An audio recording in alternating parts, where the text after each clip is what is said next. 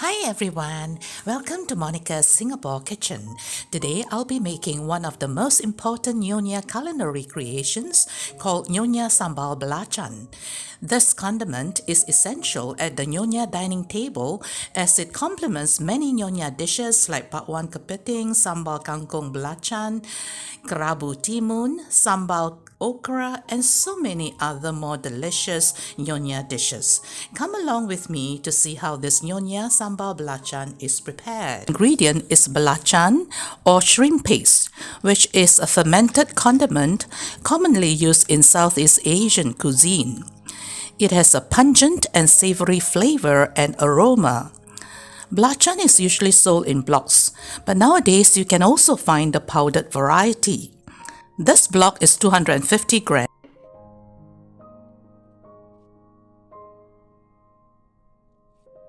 Remember to remove the paper used to wrap it.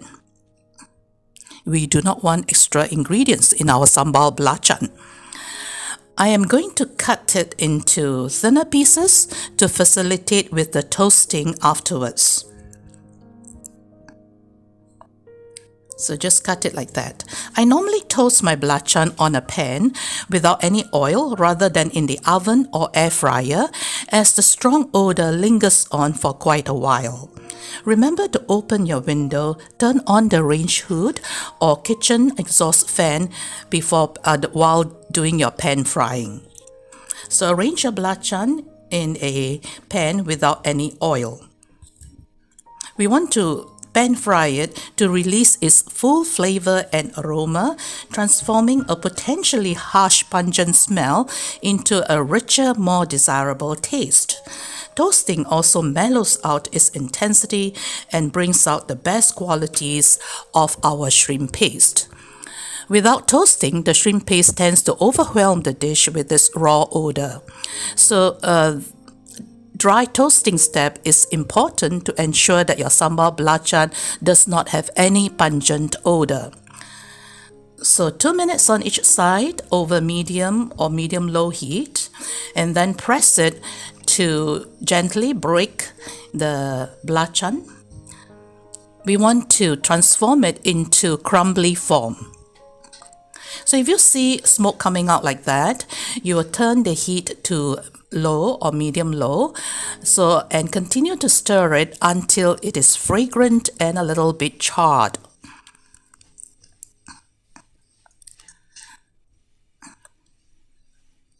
So it takes about, I would say, 5 minutes, depending on the level of fire that you are using.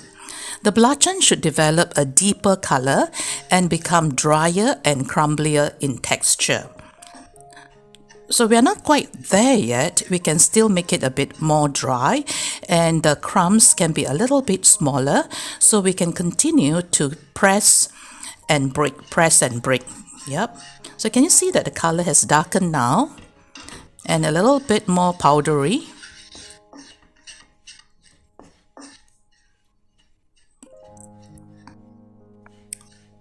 Okay, now we are talking. Can you see that it's nice and dry, small crumbs, and so this is ready. So we're going to put this aside. So if you make a big batch of this, you can store it in your airtight container, put in the fridge, and as and when you need to use it, you can just drag it out and take the amount that you want. So it is a very versatile condiment. Okay.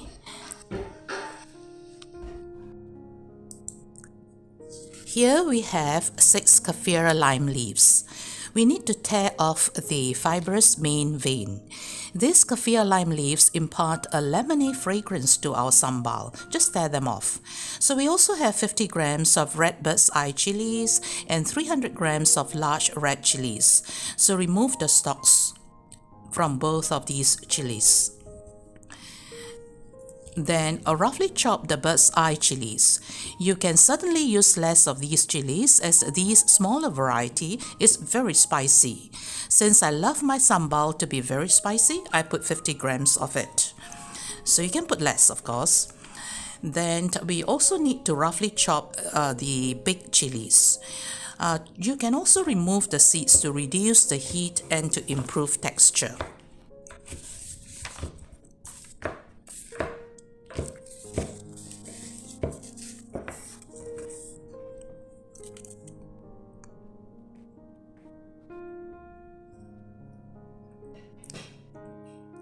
So here we are, all that we need for this recipe: the chilies, the lime leaves, the toasted shrimp paste, and of course the seasonings comprising of mushroom seasoning, which is optional, and also 1 teaspoon of sugar. So all we need to do now is to blend them. So put in the food processor, into the food processor, the lime leaves, the chilies, the toasted shrimp paste, all in. You can also use mortar and pestle to pound these ingredients together. Of course, the mortar and pestle does a better job by crushing it, thus releasing maximum flavor.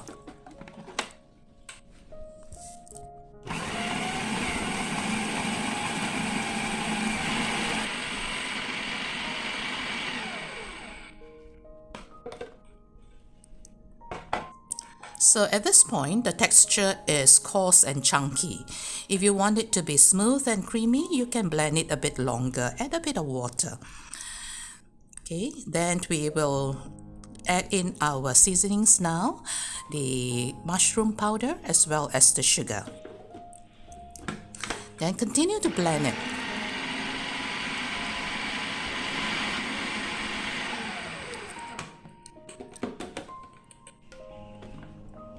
So now this is the texture that we want. It looks a bit more uniform, a bit more creamy and smooth. Perfect.